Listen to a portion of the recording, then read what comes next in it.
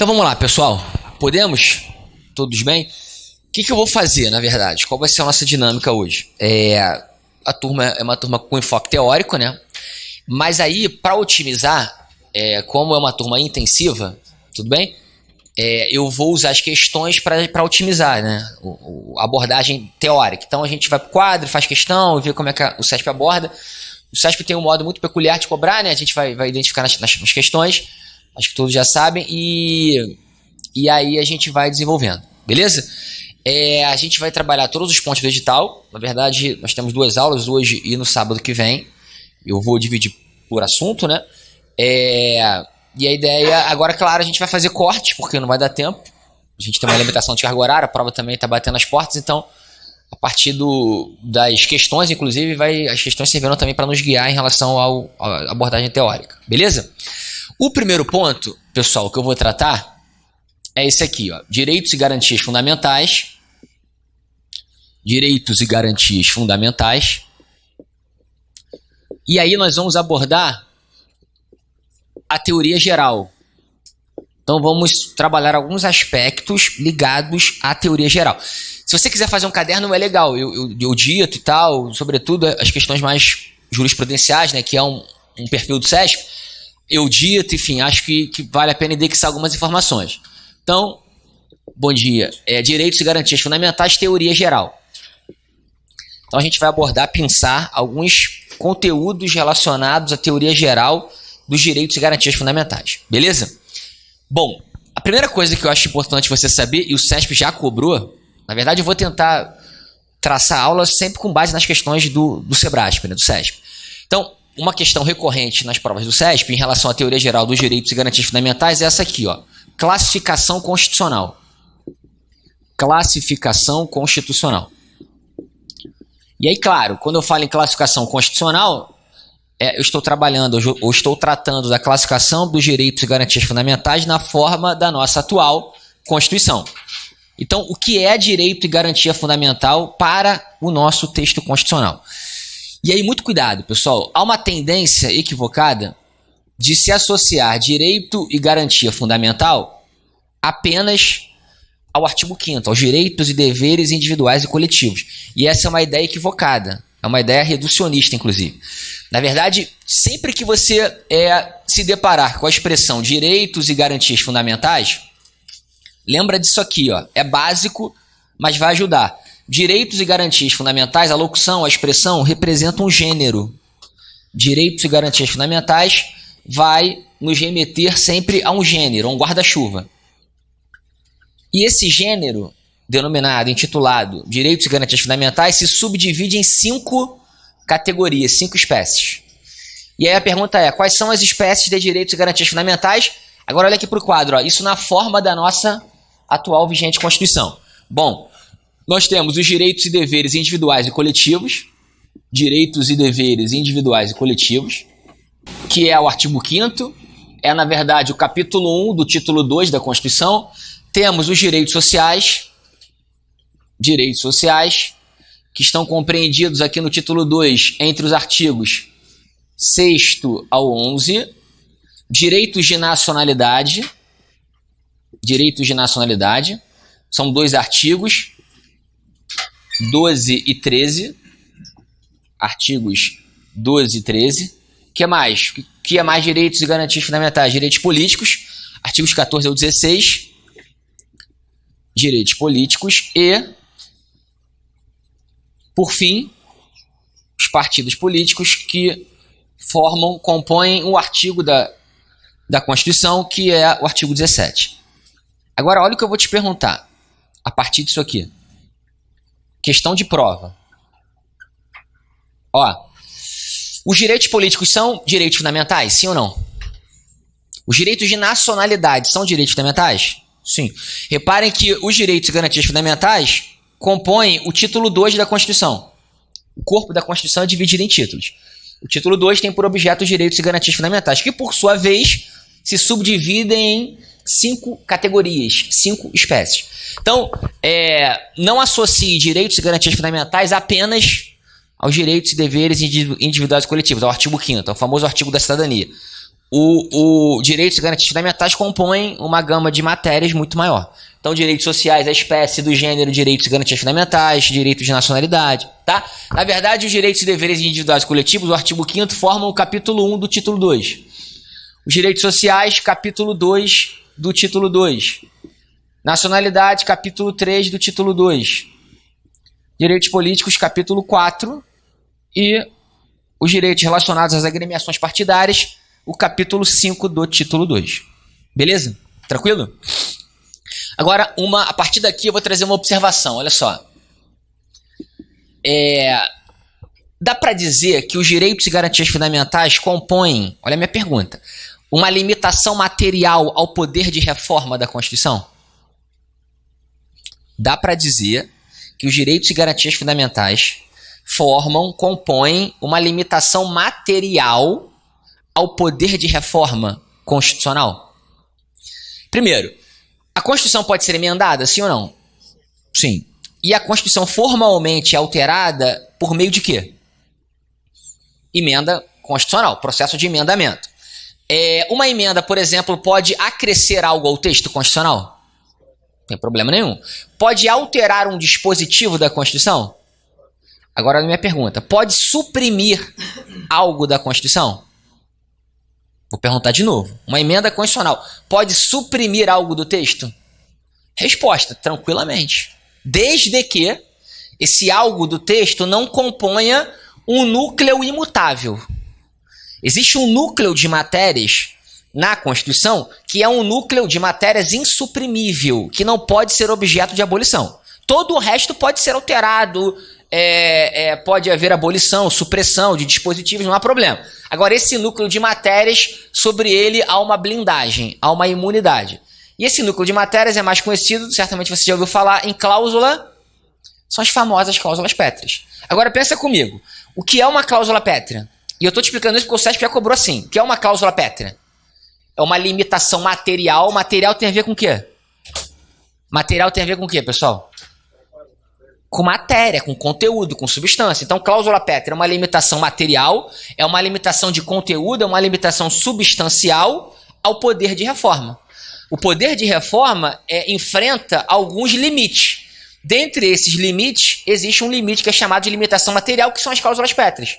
Então, cláusula, grava isso, porque o SESP já cobrou, já fez essa abordagem mais técnica. Cláusula pétrea nada mais é do que uma limitação de matéria, portanto, limitação material ao poder de reforma da Constituição. Não por isso, especificamente, por uma outra razão que a gente vai ver ainda. Mas, voltando aqui, o que já chegou aí, você vai entender. Mas a verdade o que é cláusula pétrea? Quais as matérias que compõem esse núcleo blindado, esse núcleo imunizado?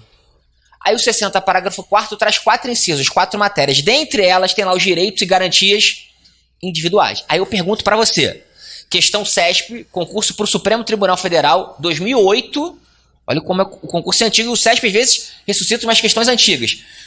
Cargo analista judiciário. Todos os direitos e garantias fundamentais são cláusulas pétreas. Certo ou errado? A assertiva era essa, caiu isso? Todos os direitos e garantias fundamentais são cláusulas pétreas. Agora você entendeu que os direitos e garantias fundamentais representam o quê?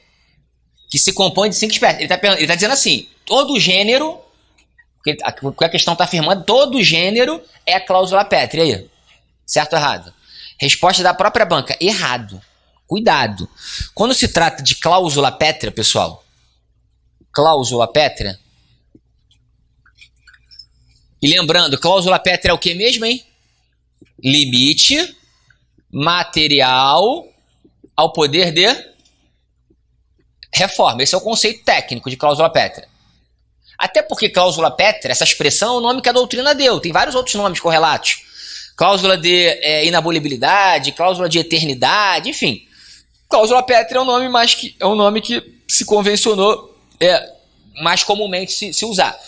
Mas é importante você entender que cláusula pétrea, na verdade, é um limite material ao poder de reforma. O 60, parágrafo 4º, traz as cláusulas pétreas expressas. 60, parágrafo 4º.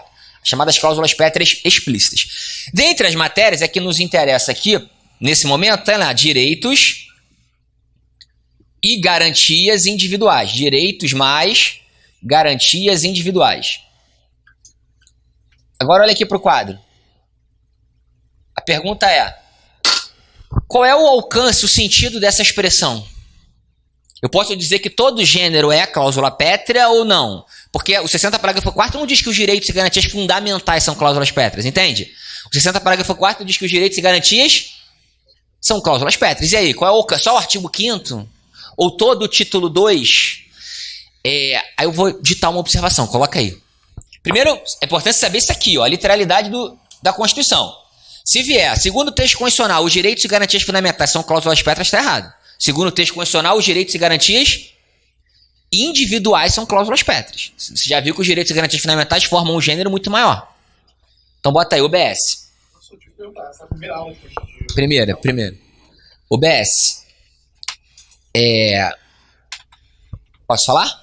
Nem todos os direitos e garantias fundamentais são cláusulas pétreas. Nem todos os direitos e garantias fundamentais são cláusulas pétreas. Tranquilo, pessoal, isso? Nem todos os direitos e garantias fundamentais são cláusulas pétreas.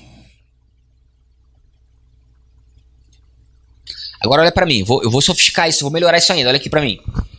O que prevalece na doutrina, pessoal? A doutrina vai dizer o seguinte: quando se lê direitos e garantias individuais, cláusula pétrea, na verdade, deve-se considerar como regra que os direitos e garantias fundamentais são cláusulas pétreas. Ou seja, a doutrina propõe uma interpretação mais extensiva. No entanto, nem todos os direitos e garantias fundamentais seriam cláusulas pétreas. Ou seja, deve-se fazer uma leitura mais extensiva, porém não dá para dizer que todos são. Na verdade, a leitura extensiva teria a ver com a dignidade da pessoa humana, ou seja, os direitos e garantias fundamentais imediatamente ligados à dignidade da pessoa humana seriam cláusulas pétreas. Agora, cuidado, o texto vai dizer só isso aqui, ó. Então, e o SESP já se posicionou assim, todos os direitos e garantias fundamentais são cláusulas pétreas, errado. Até porque o texto fala em direitos e garantias individuais, que seria uma espécie do gênero, e todos, enfim, estaria errado. Outra coisa, ainda aqui, só o artigo 5º, então, é a cláusula pétrea? Olhando aqui agora para as espécies. Beleza, Leonardo, eu entendi que não dá para dizer que todo gênero é cláusula pétrea, até porque o texto não permite isso, né? Agora, então eu vou considerar só o artigo 5º cláusula pétrea? Também não. O próprio Supremo já disse que não é só o artigo 5º que é cláusula pétrea, até porque existem direitos e garantias individuais espraiados pela Constituição. Fora da onde? Do rol do artigo 5º. O artigo 5º, claro, evidentemente, contempla o maior rol. Mas há direitos e garantias individuais fora da Constituição, do artigo 5º. Vou te dar um exemplo. A gente vai ver hoje ainda. O artigo 16 da Constituição consagra o chamado princípio da anualidade ou anterioridade eleitoral. O Supremo já disse que é uma garantia individual do cidadão eleitor. Olha aqui para o quadro. Se é uma garantia individual, é o quê? É uma cláusula pétrea, artigo 16. O Supremo já disse que o artigo 150 da Constituição, quando consagra o princípio da anterioridade tributária, já disse que é uma garantia individual do cidadão contribuinte. Se é garantia individual, é o quê, então? Então, existem direitos e garantias individuais fora do 5º. A vida fora do artigo 5º, em se tratando de direitos e garantias individuais. Então, acrescenta uma outra OBS. Coloca assim: também não dá para dizer, também é incorreto dizer, né? Não dá para dizer que apenas o artigo 5º é cláusula pétrea.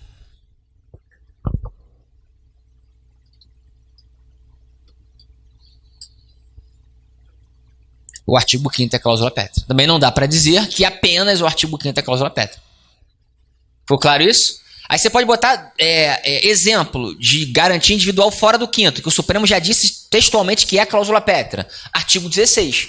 É uma garantia individual. Cláusula pétrea, portanto, fora do 5º.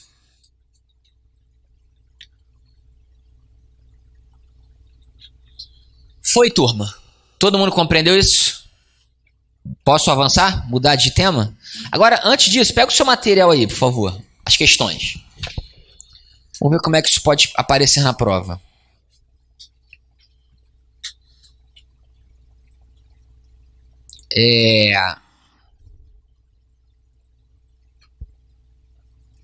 Não, antes da questão, deixa eu sofisticar mais ainda, para você responder melhor a questão. Deixa eu te fazer uma pergunta. Uma cláusula pétrea pode sofrer modificação? Hoje é tranquilo que sim. Até porque o 60 parágrafo 4º diz claramente: não serão objeto de deliberação as emendas tendentes a abolir. O que uma cláusula pétrea não pode ser é suprimida, é abolida. Mas modificada pode ser. Beleza. Agora, repare uma coisa. O 60 parágrafo 4º diz, de novo, não serão objeto de deliberação as emendas tendentes a abolir as seguintes matérias. Aí vem 4 matérias, dentre elas os direitos e garantias. Perfeito.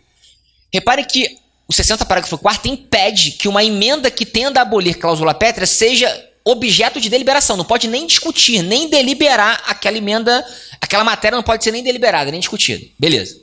Imagina que uma emenda é apresentada pelo presidente da República, por exemplo, para alterar o artigo 5º e abolir a liberdade de expressão. E a PEC, proposta de emenda constitucional, começa a tramitar nas casas do Congresso Nacional.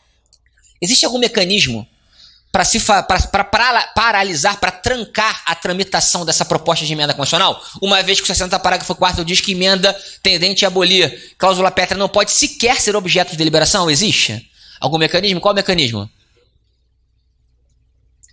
Mandado de segurança. É o entendimento supremo. Impetrado apenas exclusivamente por parlamentar. O STF não estende a legitimação ativa desse mandado de segurança para trancamento de PEC. O STF entende que o direito líquido e certo de não participar de uma tramitação que tenda a abolir cláusula pétrea é do particular, é do parlamentar, do membro do Congresso, na medida que ele é copartícipe do processo legislativo. Então, cabe impetração de mandado de segurança. E qual o pedido? Trancamento da PEC, que viabiliza uma matéria tendente a abolir cláusula pétrea. É isso. Isso, inclusive, é um tipo de controle de constitucionalidade preventivo. Por que é um tipo de controle de constitucionalidade preventivo? Por quê? Porque ele recai, na verdade, ele está incidindo sobre um ato normativo ainda em formação. Não é um MS que ataca uma emenda, é um MS que ataca uma PEC, uma proposta de emenda constitucional. É um ato normativo ainda em formação. Tranquilo? Então, em caso de violação, em caso de apresentação de PEC que viole cláusula pétrea, cabe a impetração de mandado de segurança. Coloque isso aí, OBS. Vamos lá, para você indexar a informação, para não se perder, né?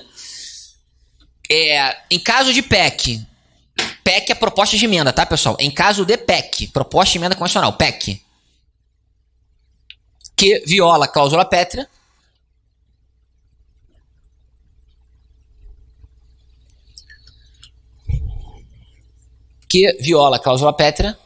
caberá impetração de quê, pessoal? Caberá impetração de mandado de segurança, de MS. Tudo bem? MS. Agora, pergunto eu a você, quem vai poder impetrar o MS? Eu vou poder? Você? Que assiste na TV lá a PEC tramitando, que acompanha no site da Câmara e do Senado? Não, só o parlamentar federal, o membro do Congresso Nacional, o congressista. Se quiser botar, acrescentar aí, legitimidade ativa desse MS. Membro do Congresso Nacional, parlamentar federal. Deu para entender isso? Ficou claro mesmo? Todo mundo compreendeu? Agora sim, pega o material. Aí você fala, Leonardo, mas isso é relevante para a prova? Pega aí o material. Aí eu vou pedir para você fazer, pessoal, a questão 7. Só 7. Analisa aí. 7. Veja se está certo ou errado. Certo ou errado? Certo? Todo mundo marcou certo? Gabarito certo, certíssimo. Fácil ou difícil? Fácil, né? Viu? Percebeu? Agora, olha só, vou apagar aqui e vou entrar num outro ponto relacionado à teoria geral dos direitos e garantias fundamentais. Tranquilo?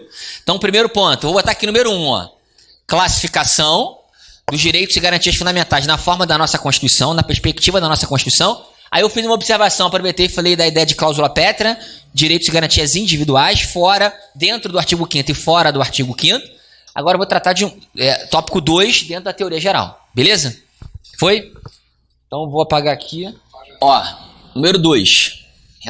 Tópico relacionado à teoria geral dos direitos e garantias fundamentais. Número 2. Pessoal, tem um tema que o SESP também, enfim, cobra muito. O SEBRASP ama. Que é esse aqui, ó.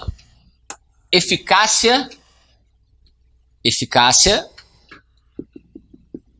dos direitos e garantias fundamentais. Direitos e garantias fundamentais. Se você considerar, historicamente, o reconhecimento dos direitos fundamentais, dos direitos e garantias fundamentais, a ideia é a seguinte: os direitos e garantias fundamentais passaram a ser reconhecidos para quê? Ou nasceram para quê? Para limitar o poder do Estado, o arbítrio estatal. Inclusive, foram os primeiros direitos fundamentais a serem consagrados nas Constituições. São, assim, classificados, por essa razão, como direitos fundamentais de primeira geração ou primeira dimensão. Depois a gente vai falar melhor disso. Então, na verdade, os direitos e garantias fundamentais servem, no primeiro momento, para limitar, conter o abuso estatal, o poder absoluto do Estado. A partir do momento que as Constituições começam a consagrar liberdades, expressão, locomoção, reunião, as liberdades clássicas, a ideia é limitar o poder do Estado. Beleza? Sendo assim, os direitos fundamentais nasceram vocacionados a uma eficácia vertical. É a chamada, nesse primeiro momento, a gente vai avaliar a chamada eficácia vertical dos direitos fundamentais, direitos e garantias. E que eficácia vertical é essa? Ó, os direitos fundamentais, no primeiro momento, eram aplicados apenas assim, ó, nas relações verticais. Isto é, relações travadas entre particular e quem? Estado. Essa continua sendo a regra, a forma clássica de aplicação dos direitos fundamentais. Na verdade, os direitos fundamentais possuem, então, essa chamada eficácia vertical, que é, de novo, a aplicação dos direitos fundamentais nas relações travadas entre particular e Estado. Exemplo, o Estado hoje pode te obrigar a confessar uma religião? Por que não? Porque há na Constituição um direito fundamental que assegura a liberdade de crença o quê? Religiosa. Se o Estado se miscuir nessa questão, você, particular, vai invocar esse direito fundamental no intuito de limitar, conter o poder do Estado. Com o passar do tempo, além da eficácia vertical, também se começou a considerar a possibilidade de aplicação dos direitos fundamentais nas relações horizontais. E a isso se dá o nome de eficácia horizontal dos direitos fundamentais. O que é eficácia horizontal dos direitos fundamentais? É a aplicação dos direitos fundamentais nas relações travadas entre particular. Ou seja, para além da eficácia vertical, hoje se reconhece a possibilidade de também aplicação dos direitos fundamentais em determinadas relações privadas, relações horizontais, relações travadas entre particulares. Tranquilo? Então, o que é a eficácia horizontal dos direitos fundamentais? Aplicação dos direitos fundamentais nas relações travadas entre particulares. Ó, sinônimo. Você sabe que para passar no concurso, sobretudo do CESP, você precisa ter vocabulário, porque o CESP é campeão nisso, né? Pega uma expressão diferente, coloca no lugar da expressão tradicional, e às vezes você perde a questão, mesmo conhecendo o conteúdo, por não conhecer a expressão. Então, bota aí as expressões fungíveis, né? Sinônimas de eficácia horizontal. Pode aparecer, ó, eficácia externa, mesma coisa, dos direitos fundamentais, eficácia privada dos direitos fundamentais. Já vi em prova eficácia interprivatus, mesma coisa. Ou, mais comumente, eficácia horizontal dos direitos fundamentais. Tranquilo? Cuidado. O STF, pessoal, adota no Brasil a chamada eficácia, reconhece no Brasil a eficácia horizontal dos direitos fundamentais, a eficácia privada dos direitos fundamentais, a eficácia externa dos direitos fundamentais, sim ou não? Sim. Na verdade, o STF, julgando o RE 201/819, o caso aqui, inclusive, do Rio de Janeiro, o redator pro acordo foi o ministro Gilmar Mendes, foi a primeira vez desse julgado, nesse precedente, que o Supremo reconheceu a aplicação dos direitos fundamentais também nas relações privadas. Portanto, o STF reconhece a eficácia horizontal dos direitos fundamentais. E detalhe, quando você estuda, agora olha para mim para ver se você entende isso. Quando você estuda essa ideia de eficácia horizontal, existem basicamente duas teorias que prevalecem. Existe a eficácia horizontal indireta dos direitos fundamentais e a eficácia horizontal direta dos direitos fundamentais. A eficácia horizontal indireta vai dizer o seguinte: é possível que os direitos fundamentais incidam aonde? Nas relações privadas, em determinadas relações privadas, porém, necessariamente mediante intermediação legislativa. Tem que ter lei regulamentando isso, intermediando essa incidência. E tem a teoria direta da eficácia horizontal, que é a seguinte: os direitos fundamentais incidem nas relações privadas, em determinadas relações privadas, independentemente de intermediação legislativa. Incidem diretamente da Constituição. E é a teoria que o Supremo adota, a teoria direta. Nesse julgado aqui do Supremo, em que ele reconheceu a chamada eficácia horizontal, era um caso que envolvia uma associação, pessoa jurídica de direito privado, portanto, que excluiu um associado sem direito de defesa, sem deflagrar um devido processo legal. Esse caso chegou até a relação entre privados, associação, pessoa jurídica de direito privado e particular, associado. E o Supremo disse nesse julgado que os direitos fundamentais incidem também nas relações privadas, em determinadas relações privadas, e para excluir associado, a associação tem de instaurar devido processo legal, tem que oportunizar direito de defesa. E invalidou aquela exclusão. Foi a primeira vez que o Supremo, inclusive com base diretamente da incidência de direitos fundamentais, com base diretamente na Constituição. RE 201/819. Tranquilo? Aí pega o seu material. Pô, Leonardo, mas isso é importante para a prova? Pega aí, vamos ver se cai. Vê a questão 6, pessoal. 6. E aí? Certo ou errado? Fácil ou difícil passar na PF? É isso aí. No dia lá da prova vai ter isso aí, vai ser isso aí, vai cair. Entendeu? Tranquilo isso? Foi? Leonardo, entendi legal isso. Tô bem? Ainda não. Por quê?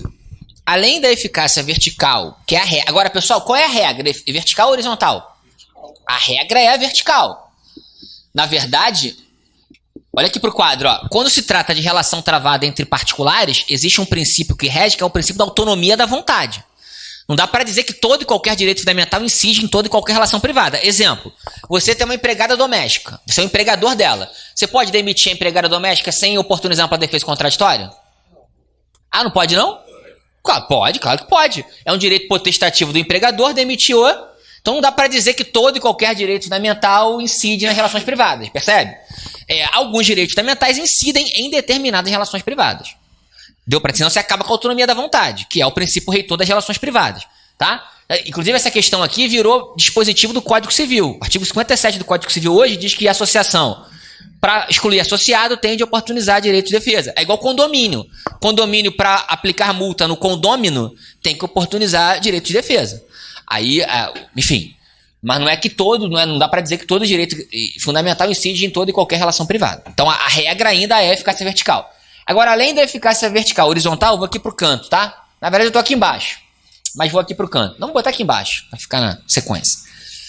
Além da vertical e horizontal, hoje se fala em eficácia diagonal dos direitos fundamentais. Pô, bacana isso, hein? Eficácia diagonal dos direitos fundamentais. Alguém sabe o que significa isso? Isso é batido. Qualquer manual que você pegar para concurso, para estudar para o seu concurso, vai ter lá. Eficácia diagonal dos direitos fundamentais. Já caiu em prova várias vezes isso. O que é eficácia diagonal dos direitos fundamentais? Olha aqui para o quadro, para você entender. A eficácia diagonal é também a aplicação de direitos fundamentais nas relações travadas entre... Só que é uma relação travada entre particulares com uma característica específica. Sabe qual é? Marcada por desigualdade, por assimetria. Então, a eficácia diagonal é essa aqui, ó.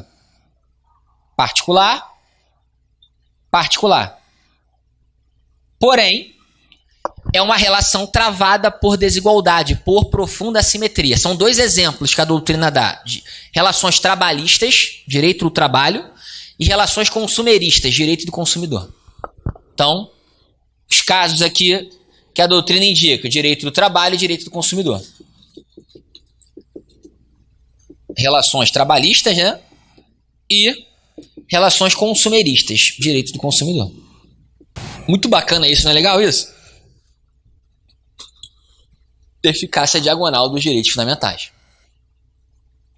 Então, de novo, quando você copia aí, tira foto e tal, o que é a eficácia diagonal dos direitos fundamentais? Aplicação dos direitos fundamentais, incidência dos direitos fundamentais nas relações travadas entre particulares, porém, relações marcadas por assimetria, por profunda desigualdade. É o que se verifica, de novo, nas relações trabalhistas, empregado e empregador. Existe uma relação assimétrica ali, de poder, de vulnerabilidade.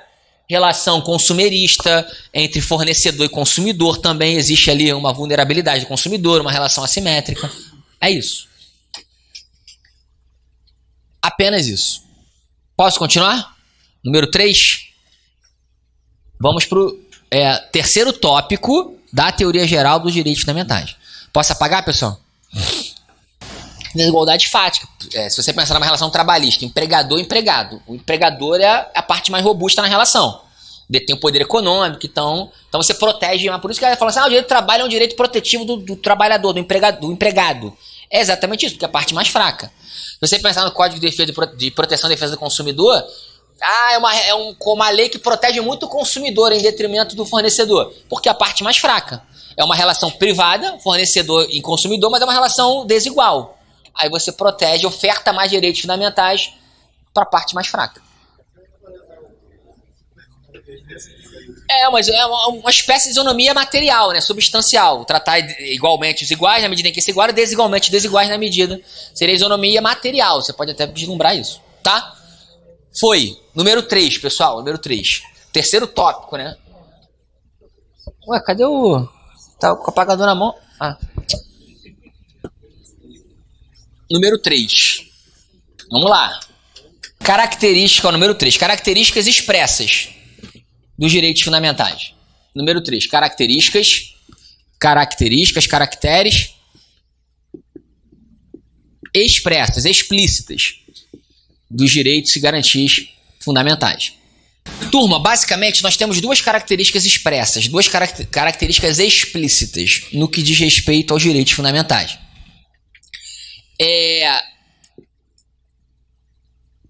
A primeira delas, para os direitos e garantias fundamentais incidirem, é necessário aguardar regulamentação? É necessário ter regulamentação legislativa? Intervenção legislativa? Ou os direitos e garantias fundamentais já teriam uma aplicação imediata? Em outras palavras, a aplicação dos direitos fundamentais é imediata ou mediata? Isso é uma característica expressa, tá? Porque está dito isso no artigo 5º, parágrafo 1º. Então, primeira característica explícita, aplicação imediata. Imediata. Isso está dito no artigo 5º, parágrafo 1º da Constituição. Leonardo, está dito o que lá? Estou lendo, não precisa copiar. Vou ler agora o texto. As normas definidoras dos direitos e garantias fundamentais têm aplicação imediata. Normas definidoras dos direitos e garantias fundamentais têm aplicação imediata. Detalhe. Se você pegar, por exemplo, o livro do Pedro Lenza, com base no José Afonso da Silva, ele faz uma distinção entre aplicação e aplicabilidade. Para o CESP, ignora isso. O CESP considera indistintamente, por vezes, se referindo ao 5º parágrafo 1º. Por vezes utiliza a expressão aplicabilidade, por vezes aplicação. Então, não se preocupe com essa filigrana. Outra coisa importante. Questão CESP. Todos os direitos e garantias fundamentais têm aplicação imediata. Fundação Universa, Polícia Civil do Distrito Federal. Os direitos e garantias fundamentais têm, vírgula, sem exceção, vírgula, aplicação imediata. Certo ou errado? Essa é a pergunta. Agora tu tem que me responder. Os direitos e garantias fundamentais. Voltar para o CESP, o SEBRAE. Todos os direitos e garantias fundamentais têm aplicação imediata. Resposta, muito errado. Por quê? Porque, embora o artigo 5º, parágrafo 1º, não traga nenhuma ressalva textualmente, está dito lá que as normas que definem direitos e garantias fundamentais têm aplicação imediata, você deve ler isso como sendo uma regra. Regra no sentido de comportar exceção. Tá? Nem todos os direitos e garantias fundamentais têm aplicação imediata. Terão aplicação imediata aqueles que a própria dicção, que o próprio texto fornecer os elementos necessários para aplicação imediata. Outros não. Vou te dar um exemplo de direito fundamental que não tem aplicação imediata. Artigo 5º, inciso 32. 5º 32. Está dito assim, ó, o Estado promoverá, o protegerá, vírgula, na forma da lei, ou melhor, o Estado promoverá, vírgula, na forma da lei, a defesa do consumidor. Direito do consumidor. O Estado promoverá. Olha o texto, olha a dicção. Veja se o texto já fornece os elementos necessários para a proteção do consumidor. O Estado promoverá, vírgula, na forma da lei, vírgula, a defesa do consumidor. Você acha que o 5º 32 sozinho, solitariamente, consegue proteger o consumidor? Tem que ter lei. É um direito fundamental que não dispõe, não ostenta a aplicação que é. Fácil ou difícil? Observação. Fala, desculpa. Não... sim, aí tá lá nos direitos sociais, né? Tá no 7º, na verdade. O adicional de remuneração penosa, insalubre e perigosa. Bota aí OBS. Nem todos os direitos e garantias fundamentais terão aplicação imediata. Nem todos os direitos e garantias fundamentais terão aplicação imediata. Se quiser botar um exemplo aí, foi o que eu dei, de direito fundamental que não ostenta aplicação imediata, você pode botar exemplo, artigo 5º 32. Direito do consumidor, que é um direito fundamental de terceira geração, inclusive, né? O 5º 32. E outros, né? Só dei um exemplo. Bom dia. Ficou claro isso, pessoal? Todo mundo compreendeu? 5º, inciso 32. Se você, o colega aqui deu o exemplo lá do adicional de remuneração. Se você for para o capítulo dos direitos sociais, que compõe uma espécie do gênero direitos fundamentais, você ali tem vários dispositivos que não ostentam a aplicação imediata. Ao contrário, a aplicação ali é indireta, é imediata. Tá? Só um detalhe.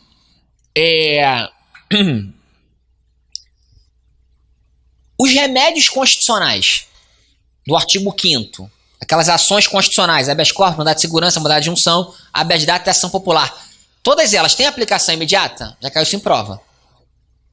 Resposta, do Supremo, tem aplicação imediata. Tanto é que a lei do mandado de injunção é de 2016. E mesmo antes da lei, era possível impetrar MI com base unicamente no artigo 5º 71. Por quê? Porque tem aplicação o quê? Imediata. Dispensa a intervenção legislativa. Se vier é legal, bacana, mas não é necessária para a produção dos efeitos essenciais. Uma outra coisa importante. Sabe aquela classificação do José Afonso da Silva, aquela classificação tricotômica das normas constitucionais quanto à eficácia e aplicabilidade, plena, contida e limitada? Então, pegando essa classificação por empréstimo, transportando ela para cá, a pergunta é, se os direitos e garantias fundamentais, como regra geral, possuem aplicação imediata, eles estão contemplados na Constituição em normas de eficácia plena, contida ou limitada?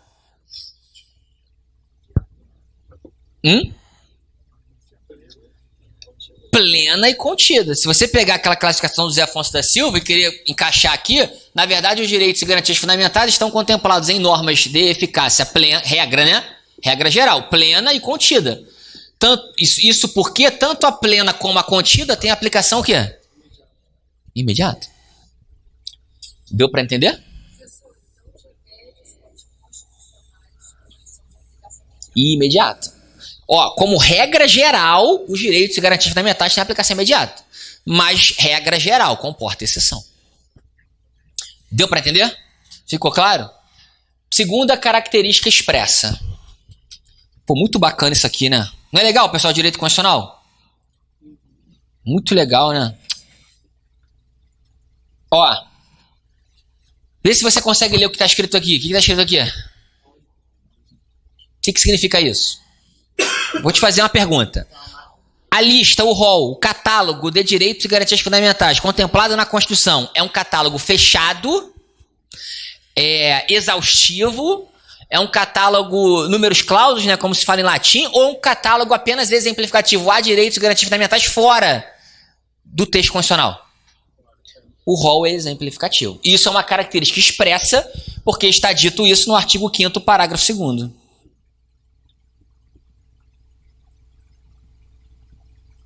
Sabe o que está dito no 5º parágrafo 2º? Está escrito assim, estou lendo para você, tá? Os direitos e garantias contemplados nesta Constituição não excluem outros. Não excluem outros. Decorrente do regime, dos princípios adotados pela Constituição e de tratados internacionais sobre direitos humanos que a República Federativa do Brasil seja parte. Portanto, o artigo 5º, parágrafo 2º, anotem essa expressão, tá? Porque ela é importante. O artigo 5º, parágrafo 2º, consagra uma cláusula de abertura ou cláusula de comunicabilidade, é a mesma coisa, comunicabilidade. É como se o parágrafo 2º do artigo 5º, pessoal, funcionasse como uma dobradiça de uma porta, que abre a porta da lista do rol de direitos e garantias fundamentais para a inserção de outros. Tá? E a partir dessa cláusula de abertura, da leitura do parágrafo 2º do artigo 5º, a gente extrai um princípio, que é o princípio da inexauribilidade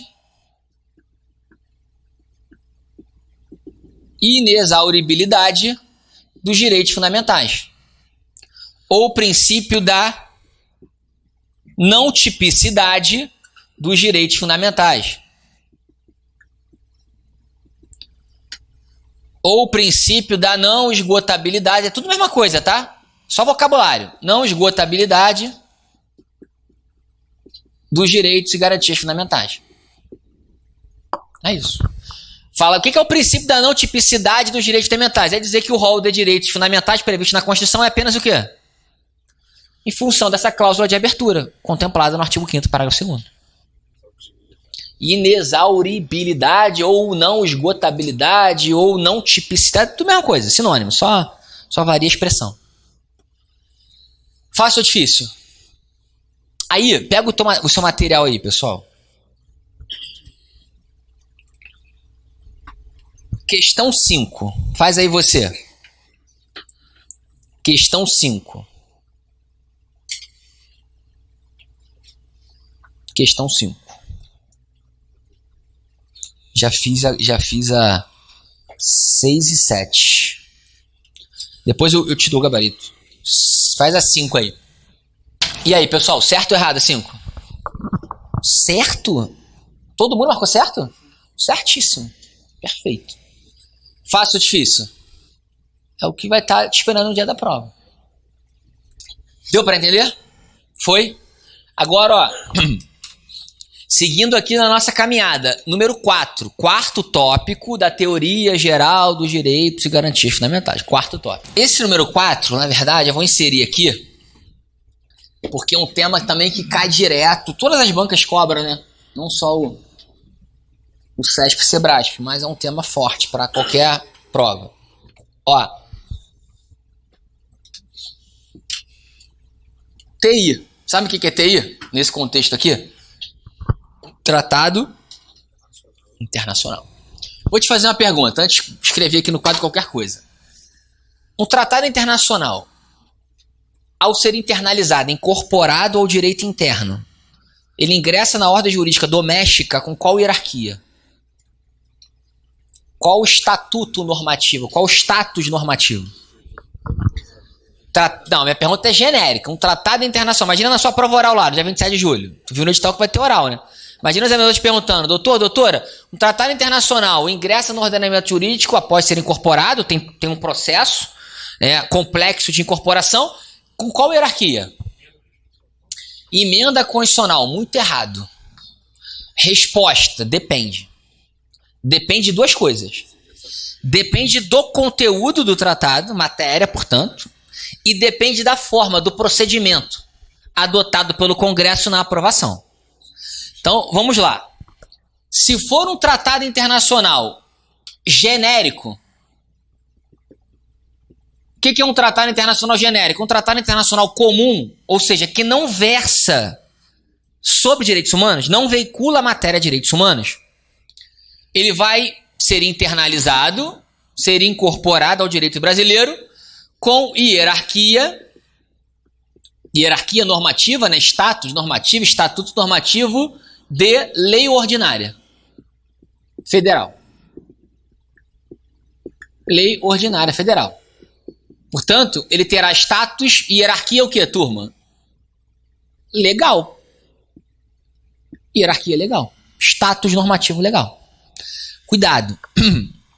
Esse tratado genérico comum que não veicula direitos humanos, ele vai ser uma lei ordinária federal? Ele vai ser uma lei? Ele não vai ser uma lei, não é lei. Todo e qualquer tratado internacional é promulgado por meio de um decreto do presidente. Ele é aprovado pelo Congresso por meio de um decreto legislativo, então a forma dele é decreto legislativo no âmbito do Congresso, e depois o presidente promulga por meio de um decreto. Então ele não vai ser uma lei, ele vale como lei. Ele tem paridade normativa com lei ordinária federal. Tranquilo? Vale como lei. Equivale a uma lei. Tem hierarquia de lei federal, ordinária. Beleza? Se for um tratado sobre direitos humanos, aí é diferente. Aí é bem diferente. Por quê? Porque aí nós temos duas possibilidades. Existe um sistema misto, um regime híbrido, melhor dizendo, ou misto de incorporação de tratados sobre direitos humanos. Então, a ideia é a seguinte. Se for um tratado sobre direitos humanos aprovado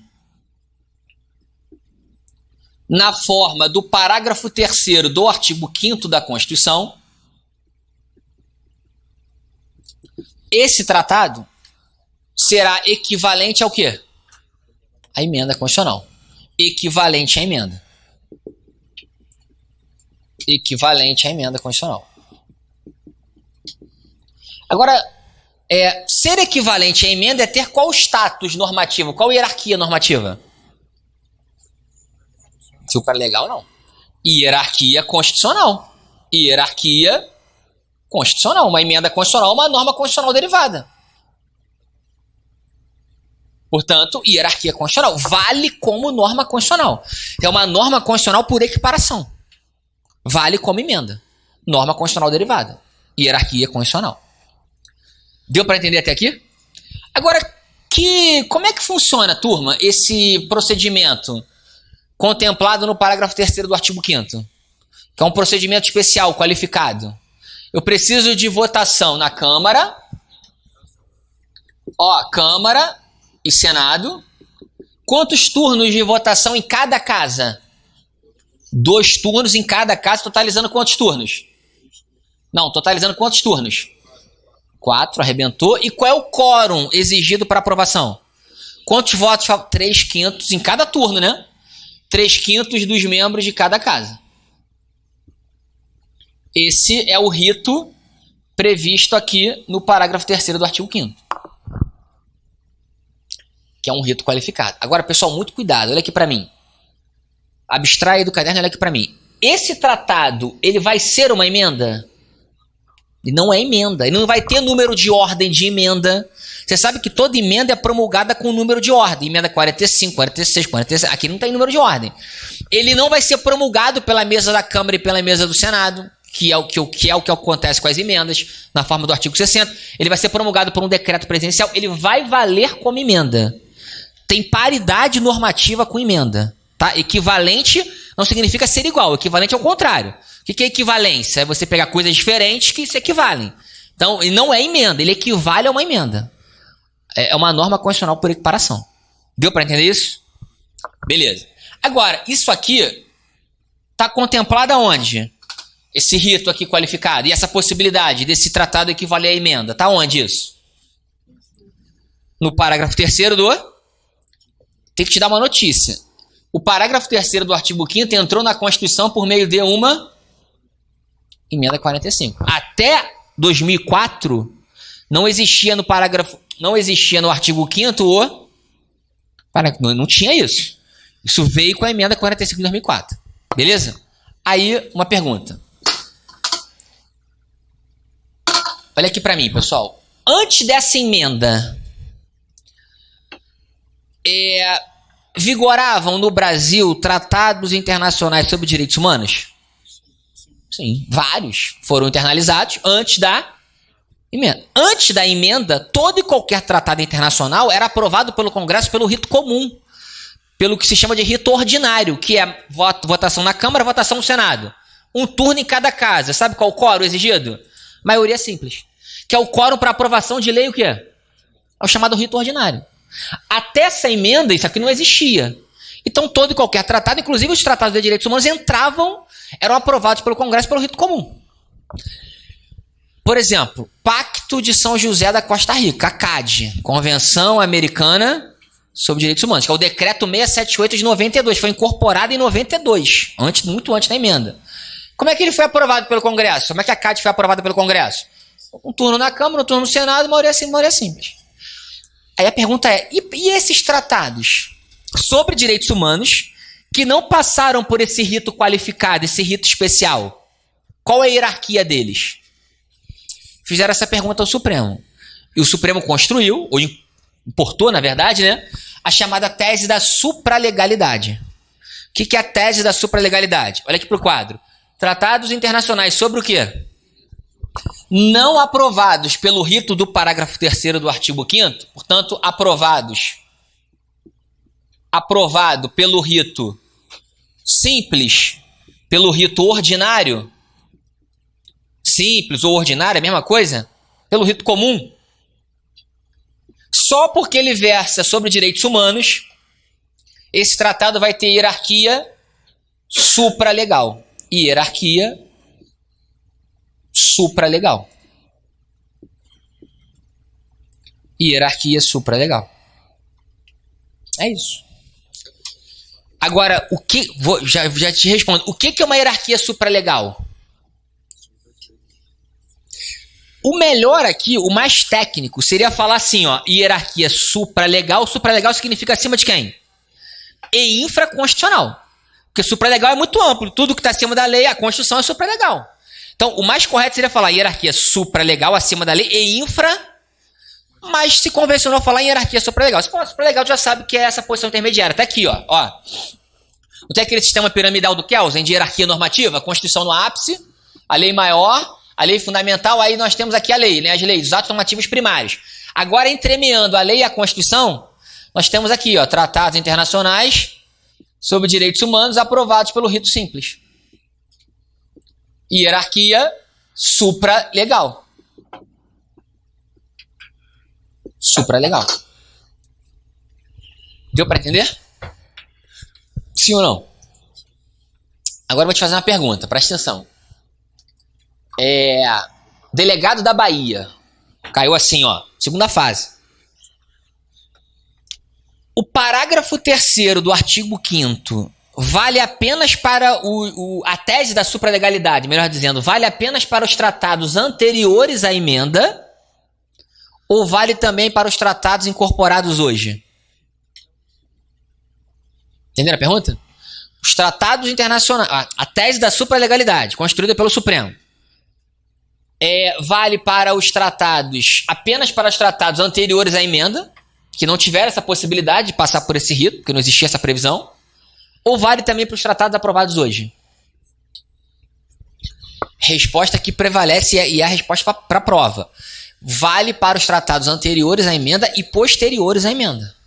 É possível hoje que o Congresso Nacional aprove um tratado internacional sobre o quê? Pelo rito. Se assim o fizer, terá status o quê? Olha o que está dito aqui, ó. Os tratados internacionais sobre direitos humanos que forem aprovados. Olha a locução, que forem aprovados. Em cada caso do Congresso, 2 turnos, 3/5, serão equivalentes às emendas. Que forem dá uma ideia de quê? De obrigatoriedade ou de facultatividade? Os que forem, ou seja, pode ser que não sejam. Os que forem serão assim. Portanto, hoje ainda, tratados sobre direitos humanos podem ser aprovados pelo rito comum. Quem decide isso? Soberanamente o Congresso Nacional. É soberano, né? A vontade é dele. Vou aprovar pelo rito qualificado para que tenha equivalência ao quê? Status constitucional ou não, vou aprovar pelo rito comum.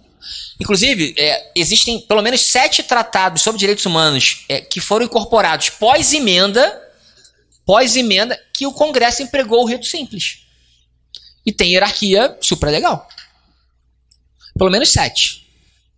Deu para entender? Só há, pessoal, 4 tratados hoje no Brasil vigorando que passaram por esse rito qualificado. Portanto, gozam de hierarquia constitucional. Todos os demais tratados sobre direitos humanos têm hierarquia supralegal.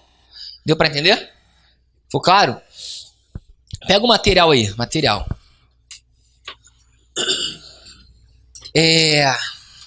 Faz a questão número 18, 2025 CESP, TRT, 10ª região. Certo ou errado? Qual o erro? É isso, errado, 2/5. Na verdade seria 3/5. Deu para entender? Bota essa observação sobre isso aqui, né?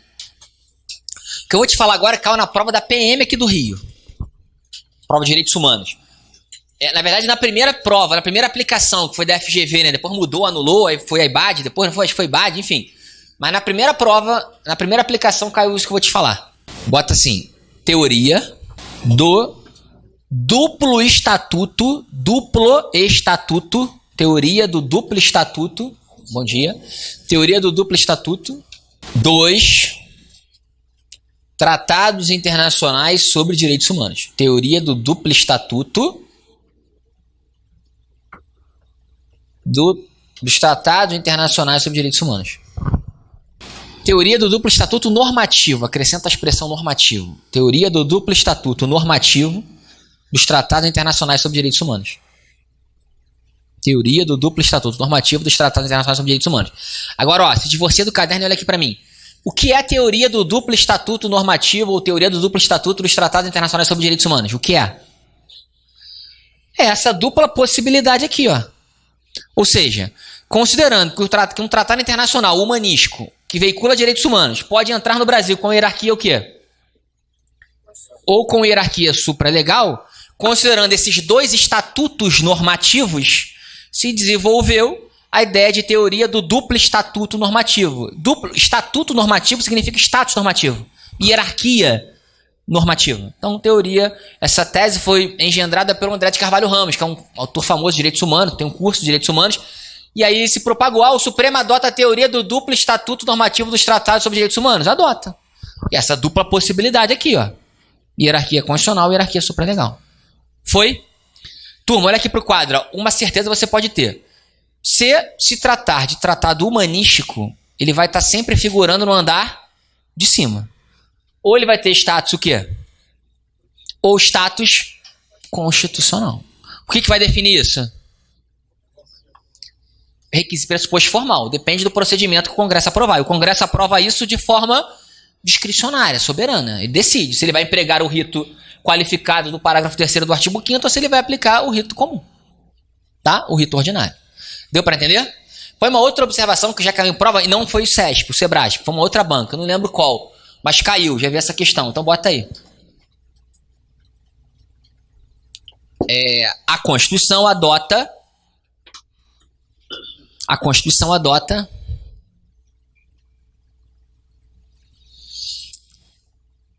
um sistema misto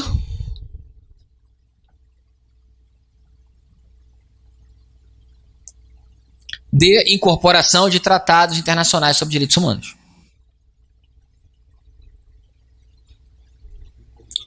De tratados internacionais sobre direitos humanos. Agora, analisa o que você escreveu. Por que sistema misto?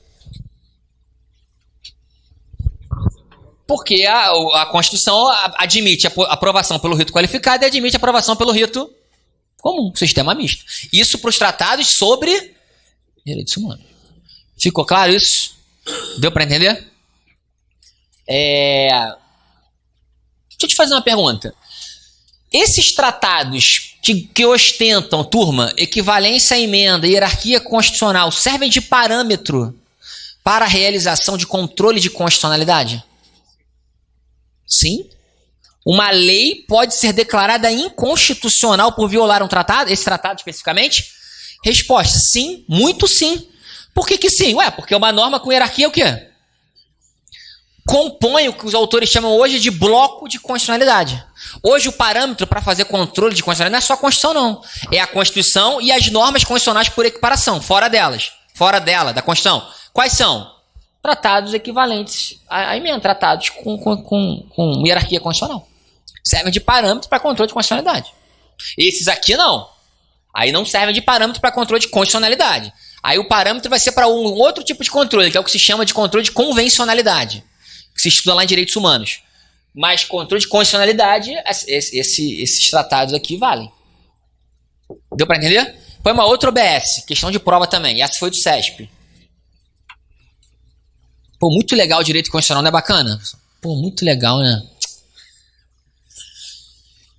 Ó. É um cuidado, na verdade. É uma observação com espírito de cuidado. Cuidado. A CAD é isso aqui, ó. CAD, pessoal, a sigla, né? CAD, ó. Convenção, o quê? Americana sobre o famoso Pacto de São José da Costa. A CAD tem hierarquia supralegal. É a posição do Supremo, tá? A CAD tem hierarquia supralegal. E tem a questão do CESP que diz assim, ó. O Pacto de São José da Costa Rica tem hierarquia constitucional, segundo o Supremo. É errado. A CAD está nesse contexto aqui, ó. Tratado sobre Direitos Humanos aprovado pelo rito comum. Se assim o for, hierarquia supralegal. Então a CAD é o Pacto de São José da Costa Rica. São José da Costa Rica. Costa Rica tem hierarquia supralegal. Supralegal. De novo, só há 4 tratados internacionais humanísticos que foram aprovados pelo Congresso por esse rito qualificado. Então são os únicos. Você acha isso no site do Planalto, os 4. Na verdade são três porque um vira 2, né? Que foi o primeiro, que é a Convenção de Nova York, a Convenção sobre os Direitos das Pessoas com Deficiência, e também o Protocolo Facultativo, que é um tratado adicional. Ambos foram aprovados por esse rito. Então ali são 2, na verdade. Por isso que eu digo 4. Mas aí tem lá o Tratado de Marrakech e tem também a Convenção da Guatemala, que foi o mais recente, que é a Convenção Interamericana contra o racismo, discriminação racial ou formas correlatas de intolerância. Tá? É isso. Posso apagar, pessoal? Deixa eu fazer uma pergunta. Há prisão civil por dívida no Brasil? Há prisão civil por dívida no Brasil? Não, sim ou não? Pergunta objetiva, tem que dizer sim ou não. Tem prisão civil por dívida no Brasil? Tem, lá no artigo 5º67. Como é que funciona hoje, segundo a jurisprudência do STF, a questão da prisão civil por dívida? Quais são as espécies de prisão civil por dívida que a Constituição contempla? Depositário infiel, que a Constituição contempla. Depositário infiel e o devedor inexcusável e voluntário de obrigação o quê? Alimentícia, alimentar. Qual é o entendimento do Supremo sobre essas 2 espécies de prisão civil por dívida? O STF entende que a prisão do depositário infiel é ilícita no Brasil. Inclusive tem uma súmula vinculante, que é a súmula vinculante 25, que diz isso. Por quê? O Supremo pegou lá as normas infraconstitucionais, as leis, decreto-lei e leis, que veiculavam, que viabilizavam a prisão do depositário infiel e comparou com o Pacto de São José da Costa Rica, que veda a prisão do depositário infiel. Só admite a prisão do devedor de obrigação alimentar. Quem vale mais? A lei que prende o depositário ou o Pacto de São José, a Convenção Americana que diz que ele não pode ser preso? Quem vale mais? Considerando essa tese da supralegalidade que o Supremo passou a admitir em 2008.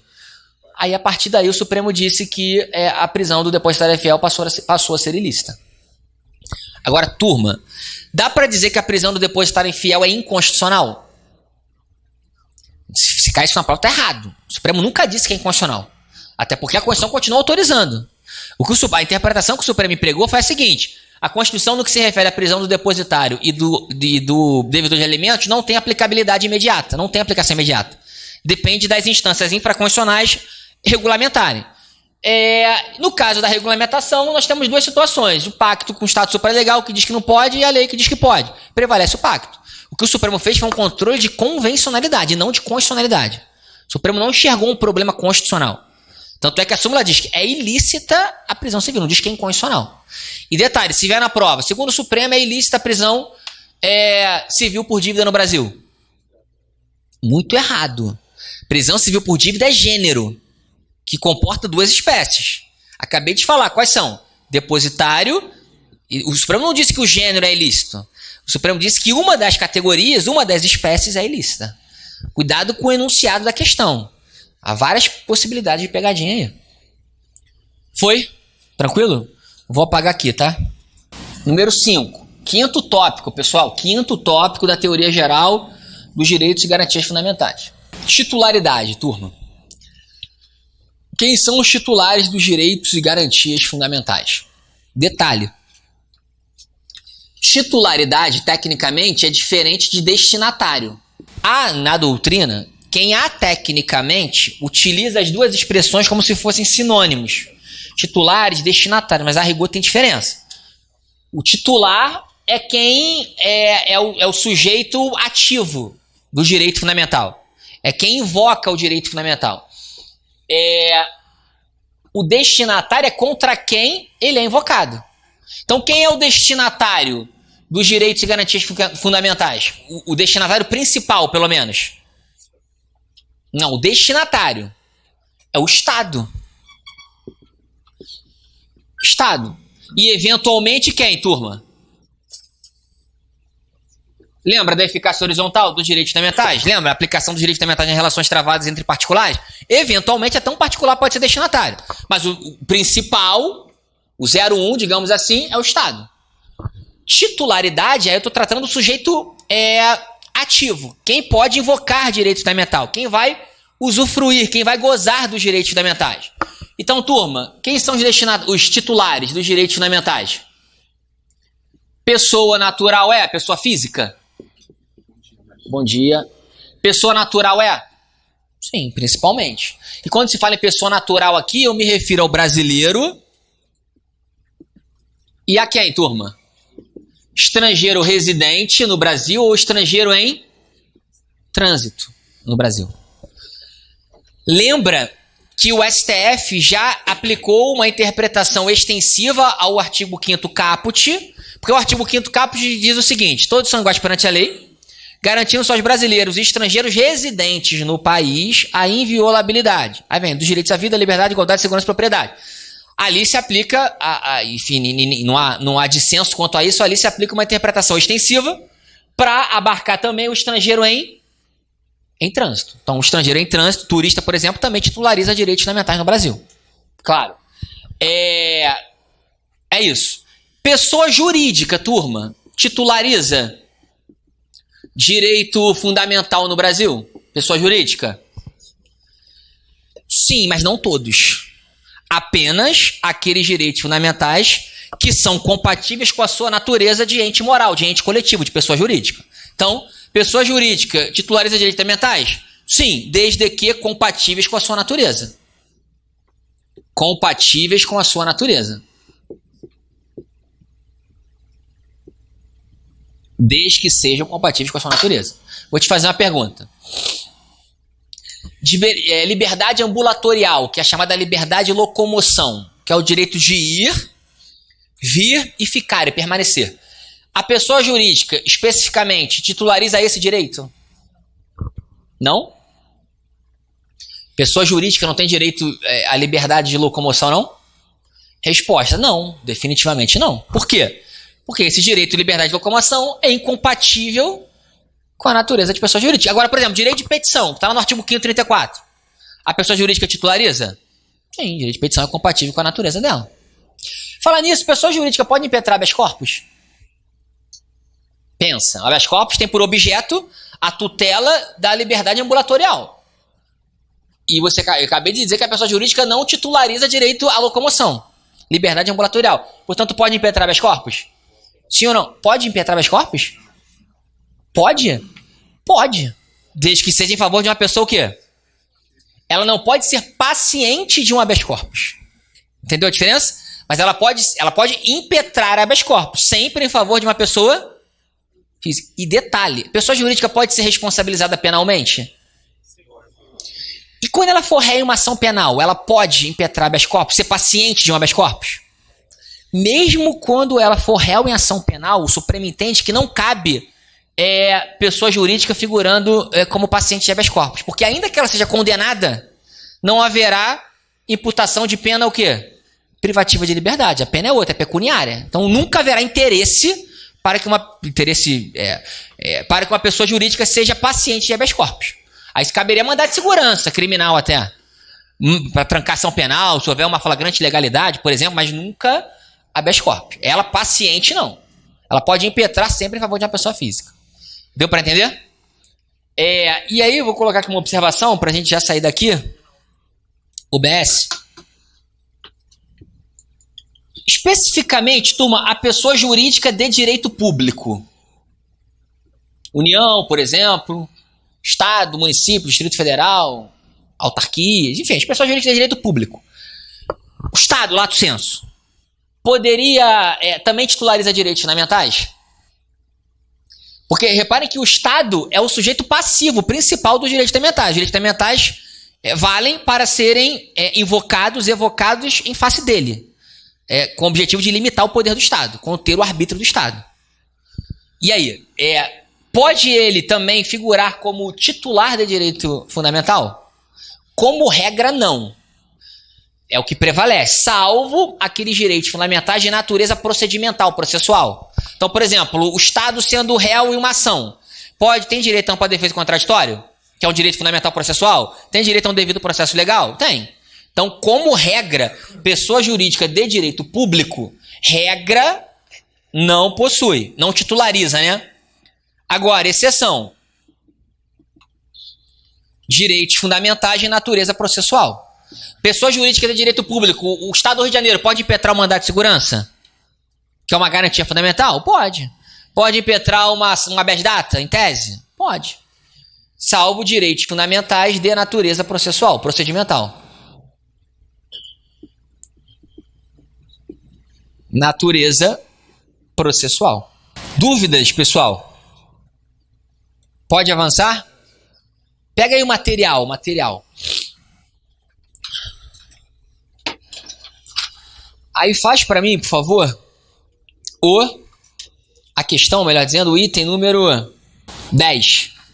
Faz aí, questão 10. Pô, muito bacana, né? Não é legal o direito constitucional, pessoal? Poxa. Regra não, né? Eu botei nice aqui. E aí? Certo ou errado? Qual o erro? Qual a questão que eu falei? Errado? Erradíssimo. Direito de petição tá errado. Aí a pessoa jurídica é compatível com a natureza dela. Só um detalhe, pessoal. Pode aparecer pessoa física aqui no lugar de natural? É a mesma coisa. Pessoa física é a expressão lá do CTN. Pessoa natural é a expressão que o Código Civil utiliza. Pessoa natural, pessoa física. Tanto faz. Tá? Posso avançar? Então, número 6 agora. Tá? Sexto tópico da teoria geral dos direitos e garantias fundamentais. Vamos lá, vamos avançar. São 35 tópicos, tá? Não, mentira. Sexto. Tem uma questão bem básica que já apareceu pelo menos em 2 questões do Sebrasp que eu já vi, do CESP, né? Que é a seguinte. A gente está toda hora falando em direitos e garantias fundamentais, direitos e garantias, direitos e garantias. A pergunta é, são sinônimos direitos e garantias ou há diferença? Então, isso é polêmico doutrinariamente, mas prevalece para a prova, é o que você deve levar, que há distinção, uma diferença entre direito e garantia. E aí, isso aqui é uma doutrina bem antiga, lá do Rui Barbosa, inclusive, que foi quem propagou essa distinção. Os direitos têm natureza declaratória. Natureza declaratória. Já as garantias têm natureza assecuratória. Geralmente o que cai é só isso. Aí na prova, o que o CESP já fez? Inverteu. Os direitos têm natureza assecuratória. As garantias têm natureza declaratória. Como é que funciona isso? A Constituição declara o direito, contempla, consagra o direito, e ao mesmo tempo traz uma garantia para tornar esse direito efetivo. Uma garantia correspondente a esse direito. A garantia, turma, tem um valor meramente instrumental. Valor instrumental. Instrumental. É como se a garantia fosse oca, entende? A garantia, na verdade, é oca. Ela não tem um conteúdo justo fundamental. Ela existe apenas para fazer valer, para assegurar a efetividade do direito. Tranquilo? Os remédios constitucionais são um tipo de garantias específicas? Os remédios constitucionais? São os remédios com habeas corpus, mandado de segurança, habeas data, enfim. Os remédios constitucionais são... remédios constitucionais são classificados como garantias constitucionais específicas. Garantias constitucionais específicas.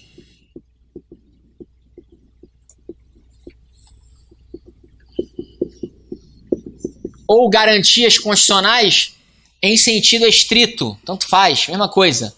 Em sentido estrito. Há quem classifique assim. Enfim, remédios constitucionais são um tipo de garantia. Tranquilo?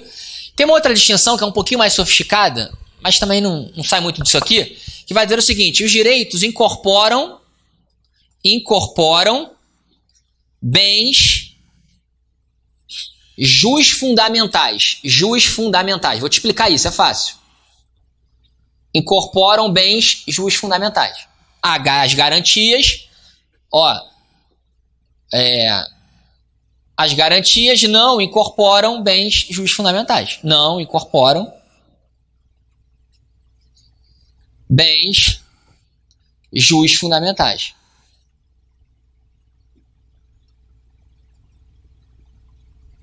O que é um bem jusfundamental, pessoal? Alguém sabe dizer? Valendo um lanche aqui na cantina. Bem jusfundamental é aquele bem essencial para a fruição de uma vida digna. É aquele bem diretamente ligado à dignidade da pessoa humana. O artigo 5º caput traz 5 bens jusfundamentais. 5º caput. Artigo 5º caput, cabeça, né? Quais são os bens jusfundamentais contemplados ali no artigo 5º caput? Os 5. Vida, liberdade, igualdade, segurança e propriedade. Vida, liberdade, segurança e propriedade. Vida, liberdade, igualdade, segurança e propriedade.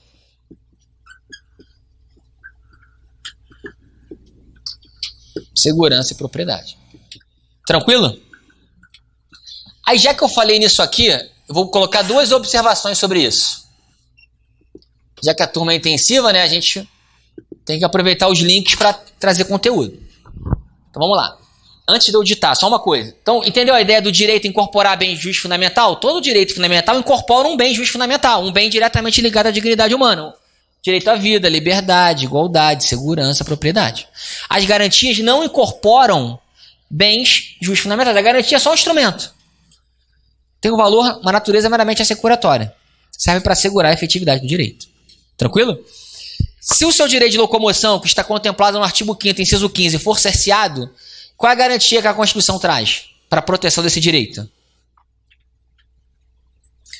Na verdade, antes do habeas corpus é a garantia, uma garantia em sentido estrito. Mas antes até, por exemplo, no artigo 5º, 61, diz que ninguém pode ser preso.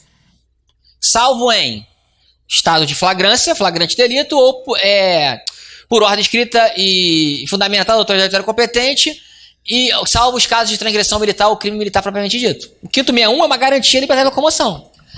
Se o direito de locomoção, se essa garantia, por exemplo, não for observada, ainda há uma garantia mais específica, que é o habeas corpus.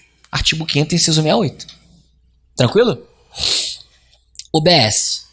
Muito legal o que eu vou te falar agora. Observação. Não copia não, olha aqui pra mim. Lembrei aqui de uma coisa. Quantos incisos tem o artigo 5º? Alguém sabe? Quantos incisos tem o artigo 5º? 79. Hoje são 79. Olha a minha pergunta. Dá para dizer que todos os incisos do artigo 5º decorrem desses 5 direitos contemplados no caput? Já caiu em prova. Os incisos dos direitos contemplados no artigo 5º decorrem dos direitos previstos no caput do mesmo artigo. Certo ou errado? Todos os incisos do artigo 5º, na verdade, derivam desses direitos aqui, contidos no caput do mesmo artigo. Vida, liberdade, igualdade, segurança e propriedade. Por exemplo, o artigo 5º 35 diz que a lei não prejudicará 36. A lei não prejudicará o direito adquirido, o ato jurídico perfeito é coisa julgada. Decorre, alguns chamam de princípio da retroatividade da lei. Decorre de qual direito aqui? Segurança jurídica. Segurança jurídica. Segurança aqui é segurança jurídica, não é a segurança do artigo 6º não, que é segurança pública. Entende? Então, é isso. Primeira observação, vai ser isso. Todos os direitos contemplados no artigo 5º, todos os direitos contemplados nos incisos do artigo 5º, todos os direitos contemplados nos incisos do artigo 5º decorrem, ou derivam, né, tanto faz,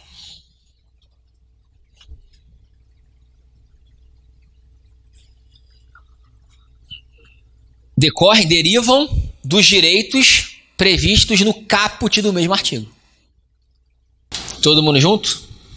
Observação 2. Essa observação 2 caiu numa prova da FGV. Ah, Leonardo, mas a FGV não é minha banca. Sim, mas as bancas se copiam. O examinador não é tão criativo assim, né? As bancas vão se copiando.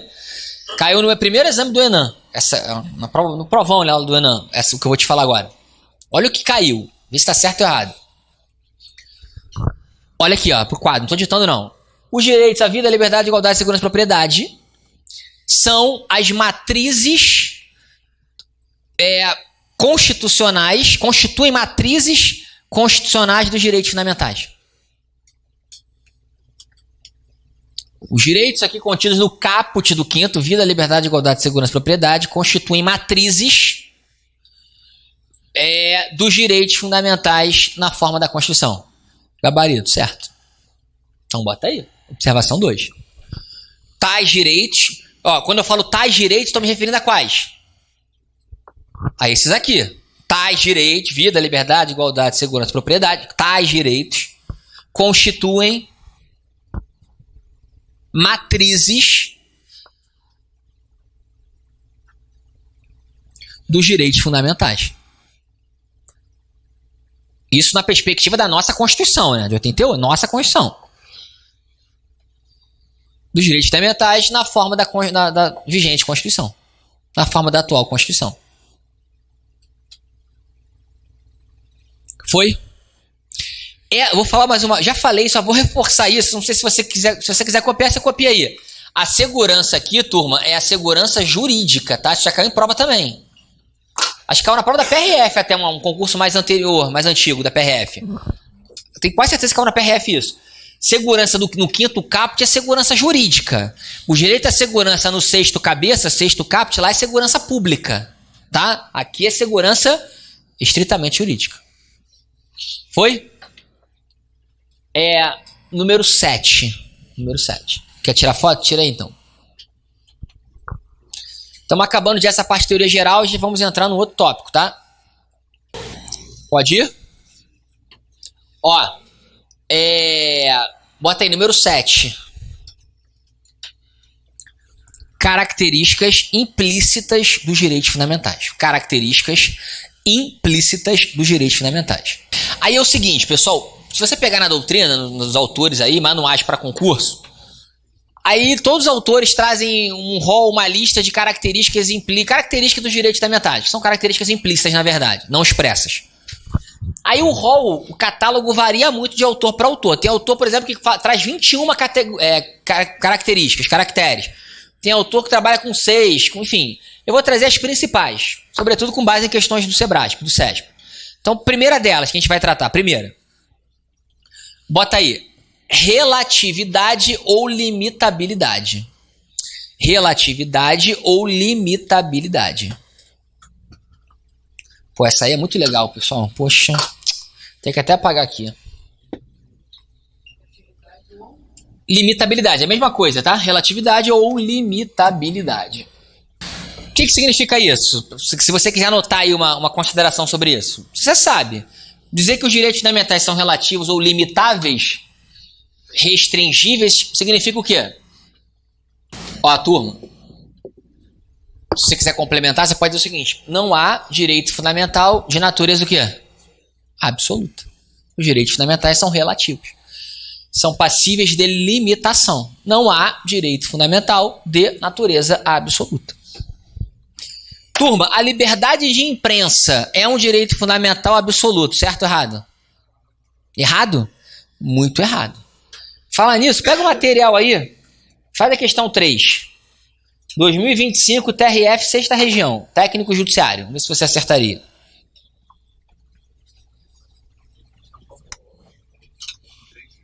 3, questão número 3.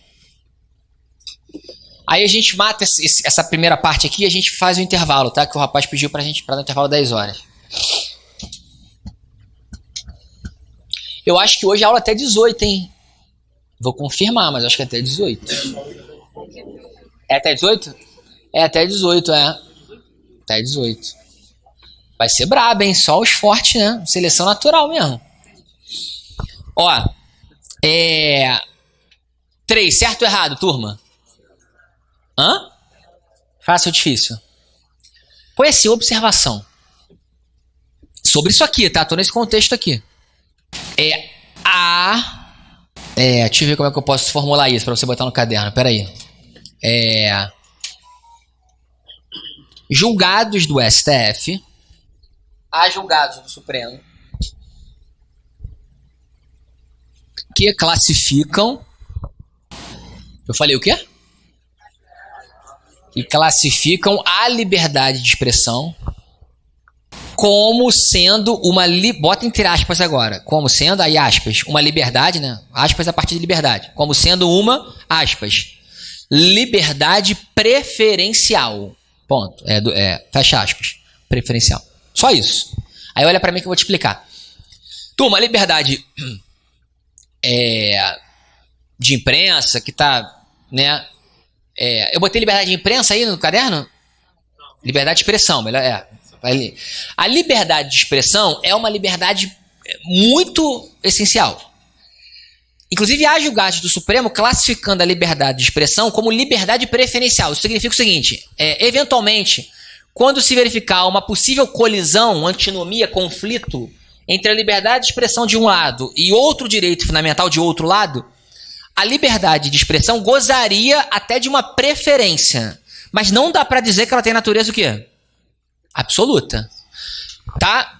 O CESP, inclusive, questão aqui, você acabou de fazer. A liberdade de expressão não tem natureza absoluta.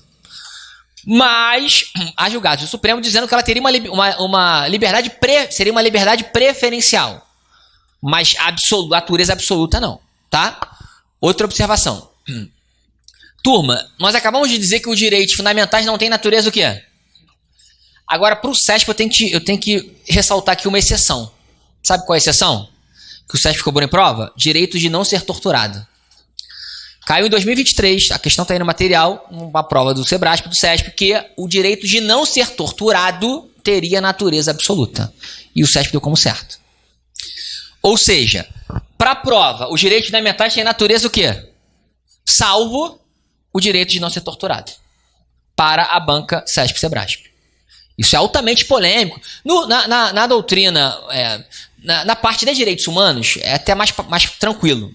Direito de não ser escravizado, não ser torturado, seriam direitos humanos de natureza absoluta.